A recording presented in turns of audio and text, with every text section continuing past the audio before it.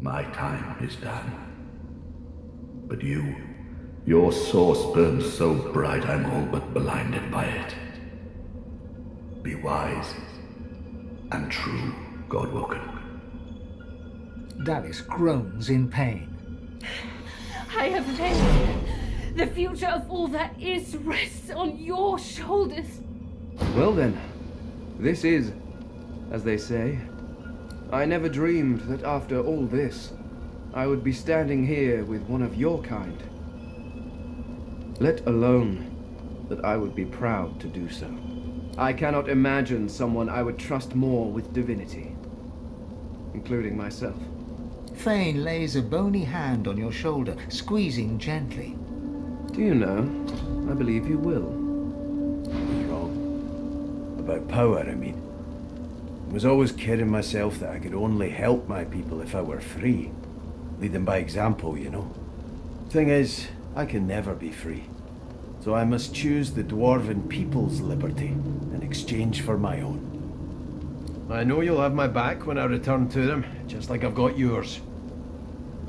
Beast bows in return. There's no denying the glint in his eye. Whatever the future holds, he is game for it. Here we stand, once more on the cusp of divinity.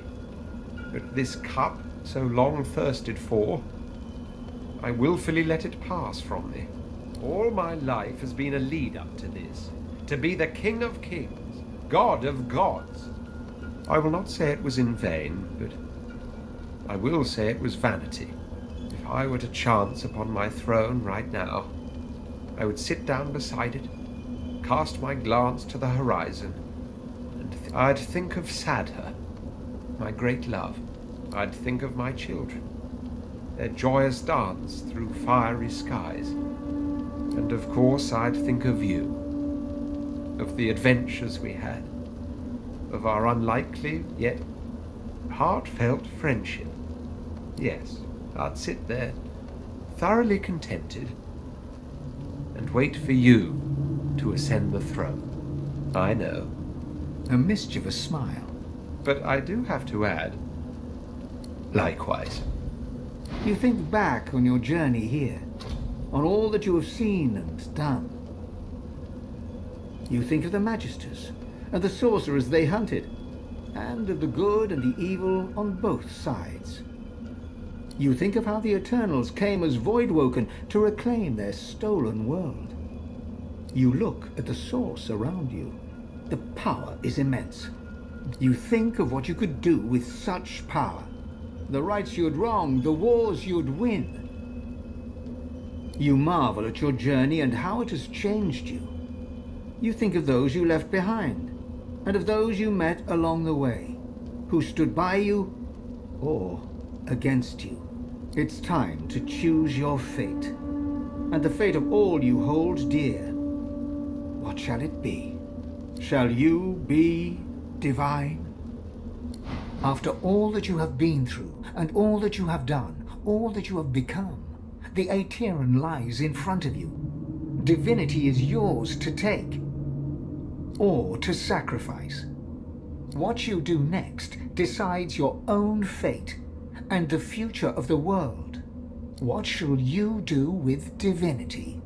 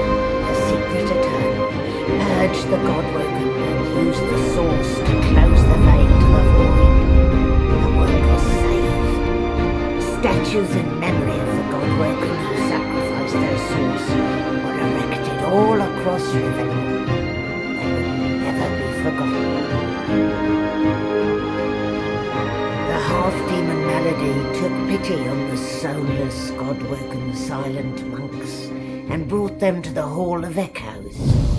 There, from the scraps of their souls that remained, she restored them to life.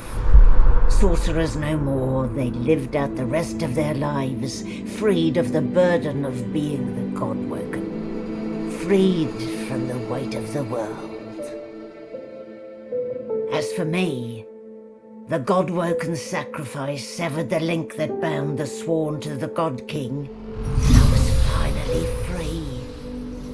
To atone for my sins, I spent the rest of my days taking care of the sick and elderly, telling the story of the god-woken, that the world may never forget the greatest heroes Rivellon had ever seen. You look out to the endless beyond. The sun's light plays upon the waves, just as it always did. The sails flutter in the wind, just as they always will. And yet, something is different. You are different.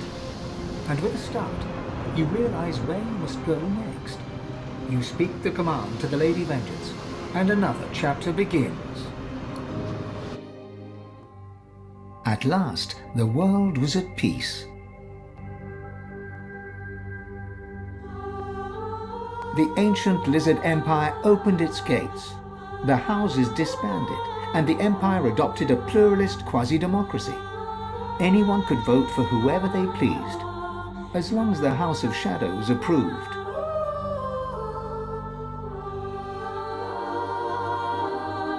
Justinia returns to her throne. Under her rule, the Dwarven Kingdom prospered, until 2 years later, a jealous lover stabbed her in the heart with a mutton fork.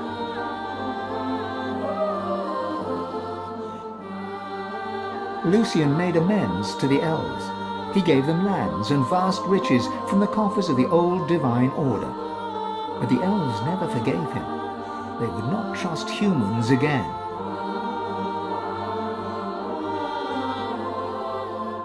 And in a dark forest on the far side of a desert, well beyond the high seas, the Black Ring came together once more.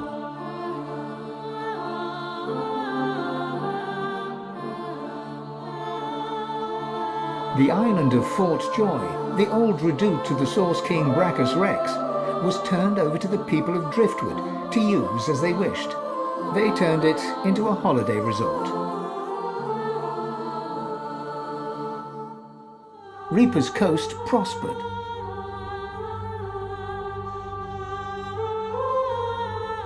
The fisheries returned, and the fertile farmlands produced the greatest harvests the surviving farmers had ever seen.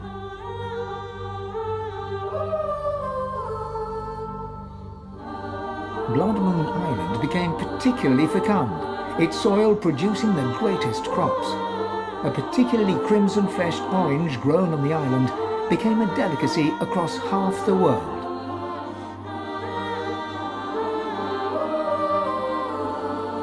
The black pits took fire. The oil there burns still.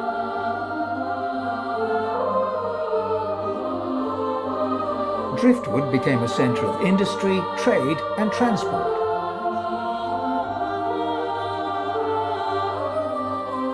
Lohar the dwarf became mayor. His time in office was cut short by an unfortunate wound that spontaneously appeared on his neck.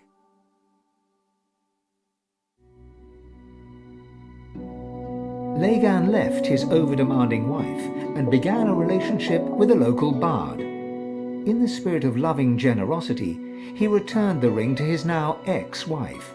In a fit of rage, she threw it into the sea.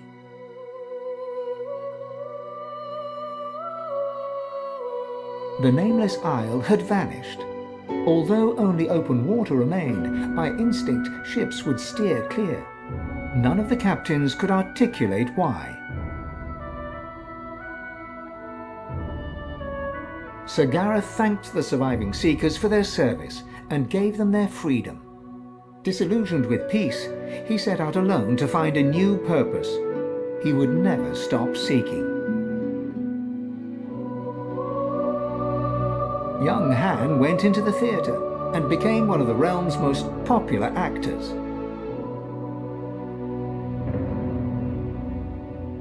Almira and Mihaili settled down on the farm. The locals liked and respected Almira.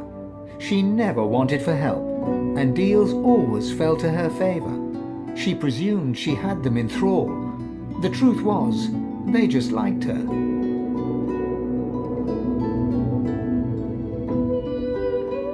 With no new divine, Malady found herself in a predicament. She had an important problem to solve, but no ally strong enough to call upon, and so her search continued.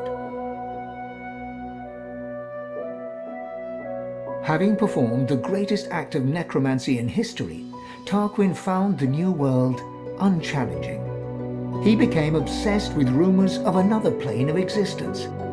One day he vanished and was never seen again.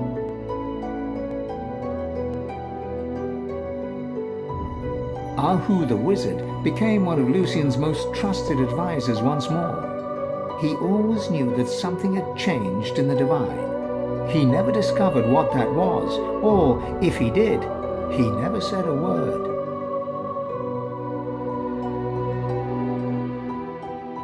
Jehan the demon hunter found himself at a loose end, so he opened a museum of demonic artifacts. He made a fortune. With Lucian in power, Sahala took the elves away from the world. They grew strong once more amidst the trees of the regrown home forest. Some say her plans for revenge will bring about the end of days.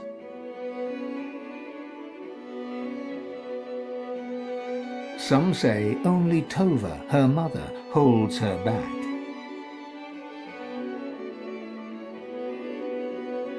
Lucian returned as divine, united the races, and became Lord Emperor of all Rivellon. Only Dallis knew that he was entirely powerless.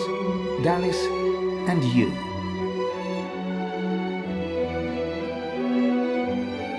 The Eternal, now known as Dallis, was a secret advisor to Lucian and to his successors.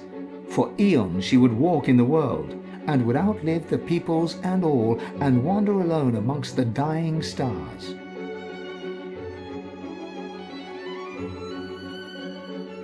The Beast of the Sea returned to the Dwarven Kingdom, not as a rebel, but as a lawmaker.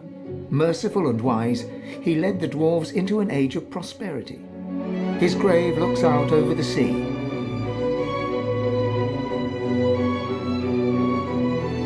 His run-in with his daughter set Fane on a new path. He travelled Rivellon, recording the wonders he discovered, but always kept a socket peeled for signs of the Eternals. He hoped to find the wife he'd lost, but he never did. Then again, he's still looking. The Red Prince came home a hero. With Sada, he had more dragons. Soon, Prince became Emperor, one who would not use his dragons for conquest. His realm knew peace, and the world did not burn. And then there was you.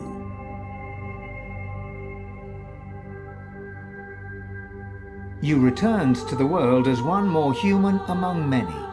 Your future was yours to decide. Did you accept your new status with humility, or did you rebel?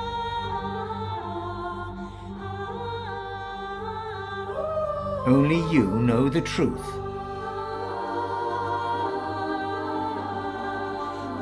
Only you know if you atone for your sins.